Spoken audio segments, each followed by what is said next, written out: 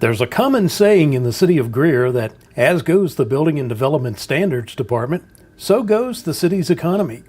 Based on commercial and residential work completed by the department in 2018, the local economy is doing just fine. It continues to trend upward. Since I've been here since 2015, it's every year it's been a little more than the previous year.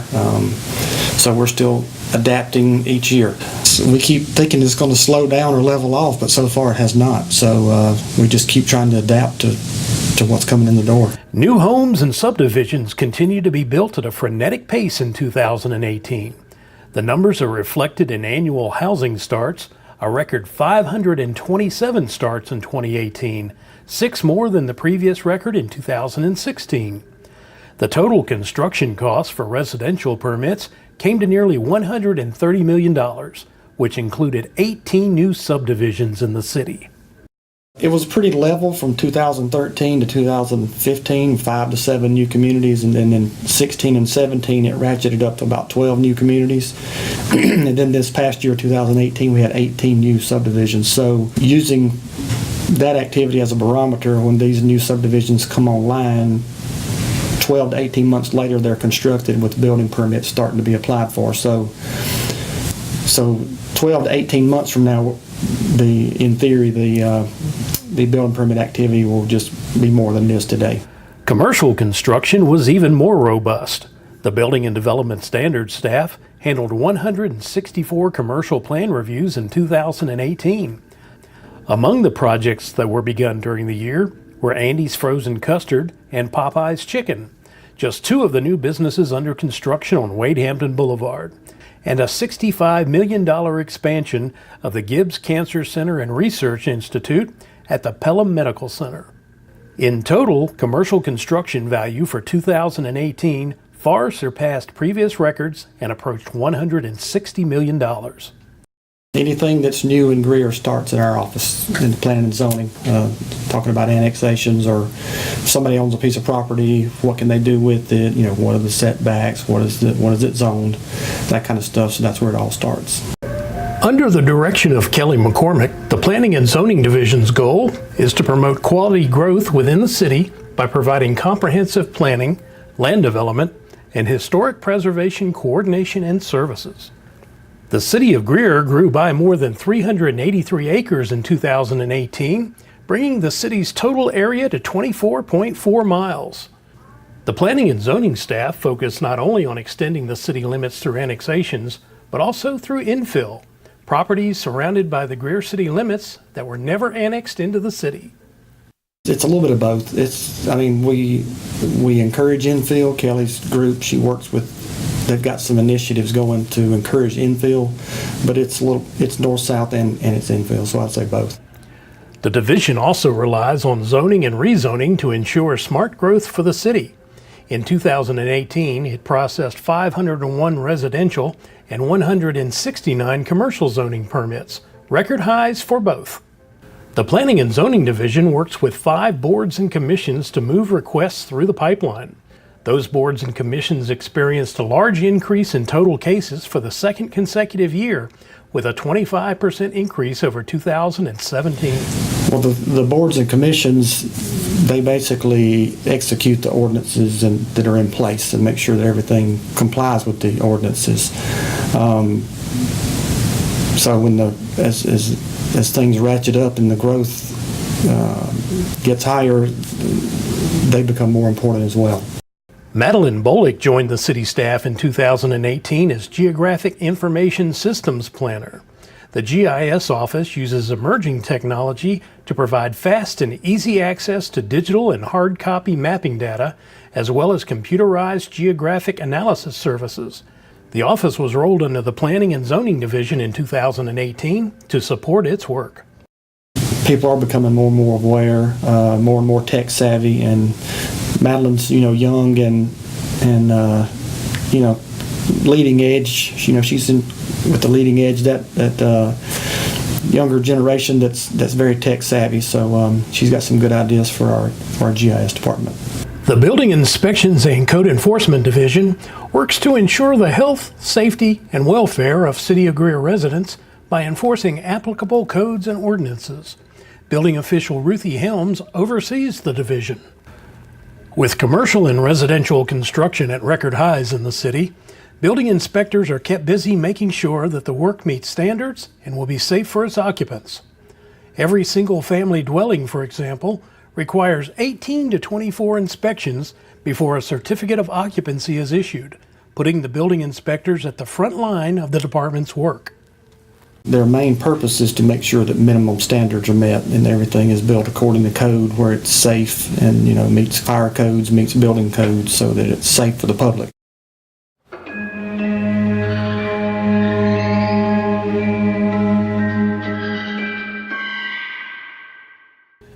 Code violations could make Joe Holbrook's job a nightmare.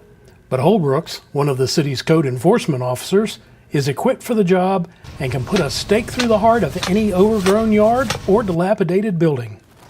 Code enforcement includes issuing condemnations and citations for housing complaints, overgrown grass, inoperable vehicles, graffiti, and illegal dumping. On the positive side, code violation cases decreased significantly in 2018. That's thanks to property owner education and a policy passed by Greer City Council that now allows the city to recoup its costs to abate the violation in the form of a lien against the property owner. The city collected more than $14,000 toward those expenses in 2018. The department's engineering division includes City of Greer infrastructure projects, the municipal paving program, and the stormwater program. Grant, who has served as the city's engineer since 2015, oversaw the paving of downtown parking lots and alleys in 2018 in preparation for the Synergy Streetscape project. Maintaining city streets in the best possible condition also falls to the engineering division. In 2016, the division contracted to have a van equipped with a state-of-the-art mobile mapping system travel city roads for a week. The van returned a report that helped Grant rank every city street on a condition index. The worst get repaired first. We partner with both Spartanburg County and Greenville County. They both have paving programs that are county-wide. We have about 1/10 the size of program as they do, so we piggyback with them. And I give them our list of priorities, and they add that to their county-wide list. In 2018, 1.7 miles of city streets were paved as part of that program. The cost?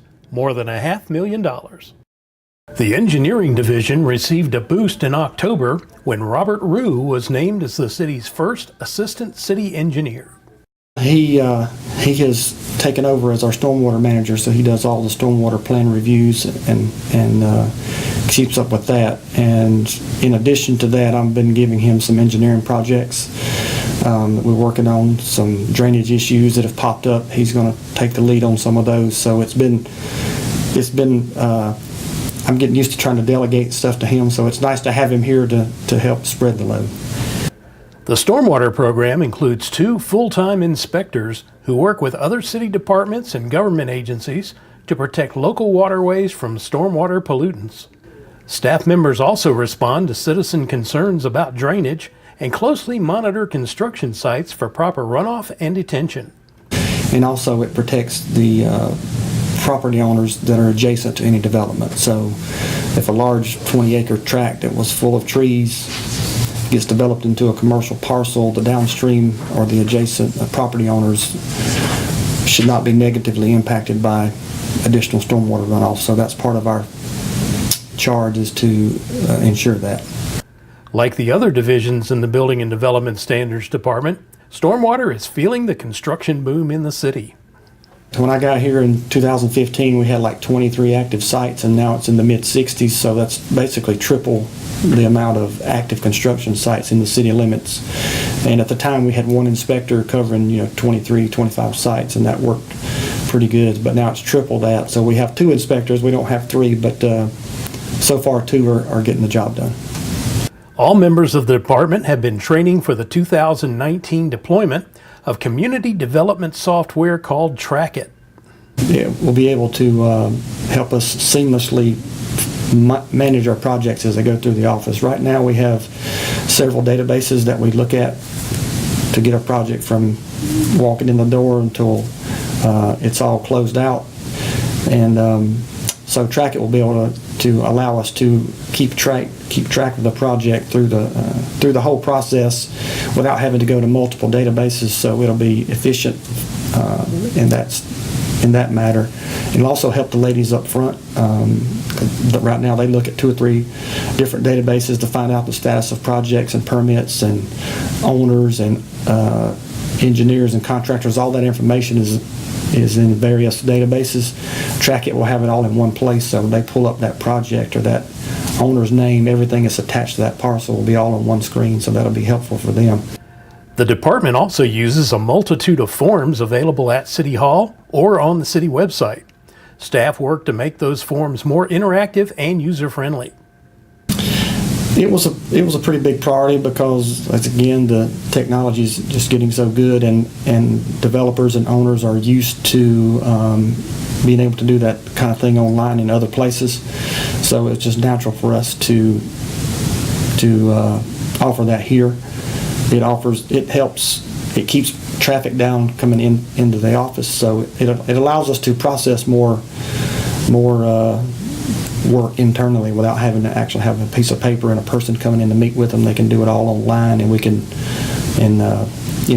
just print out what we need and not have to use manual lists and those kind of things. So while construction rolls on at a frenetic pace in the city of Greer, the Building and Development Standards Department welcomes the work. It's better to be growing than going backwards.